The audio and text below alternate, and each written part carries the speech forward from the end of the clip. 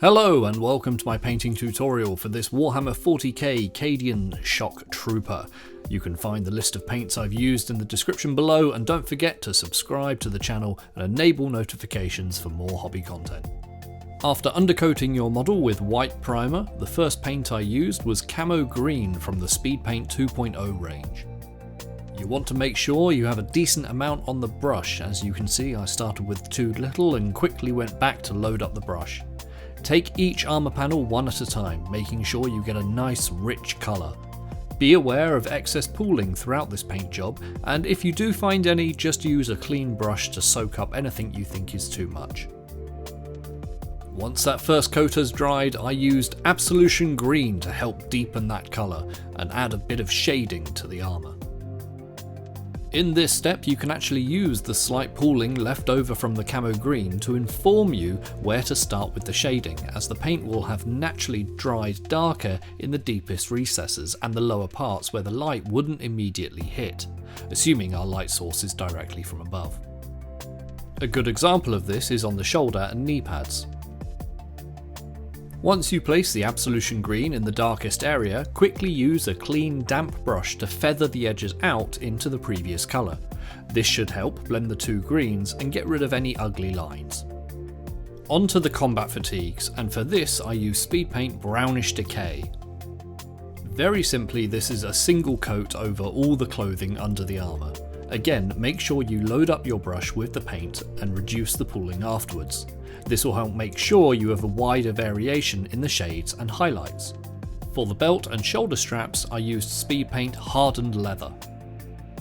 Make sure between each stage you're touching up any overspill with a good white paint.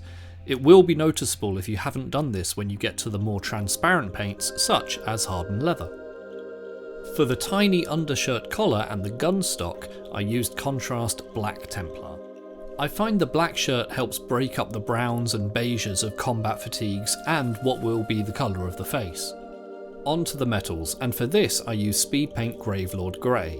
This will depend on whether you want to use true metallics or not. If you do, you can always use something like Speedpaint Broadsword Silver and use a wash afterwards to bring out the details, but for this I'm keeping it simple and applying a single coat to all the metal parts. Remember, Gravelord Grey is one of those paints that goes on very light but dries darker, so bear that in mind at this step. For the boots and any remaining straps, I use Satchel Brown. This helps break up the browns I've used so far while still keeping the tone of the model intact. For any additional details like the grenade and canteen, I use Speedpaint Mummified Grime. This way they have their own colour but don't distract the eye from the rest of the model. Onto the skin, and for this I used Contrast Gulliman Flesh. For the skin you can do 1 or 2 coats depending on how rich you want the skin, but just remember to let the paint fully dry between coats. For the eyes I use a 3-stage technique that is very simple but does require a steady hand. Start with Contrast Black Legion to paint the entire section of the eyes. This provides the shadow to help the eyes stand out. Next, I take Pro Acryll Bold Titanium White. This is the same bright white I've been using to touch up any overspill between each stage of the model. With the white, very carefully paint the eye, but leave a line of black running around the edge. Then go back to Black Legion and paint a vertical line down the centre of each eye. Gradually build this out, either side, until you're happy with the size of the pupil. To add a little warmth to the face, I used Thinned Down Contrast Magos Purple. This is applied in the recesses around the eyes, nose and lips. I also put a little over the knuckles and where the skin meets the combat fatigues. Lastly, it's the base, and for this I used 2 paints working together, Speedpaint's Howling Sand and Desolate Brown.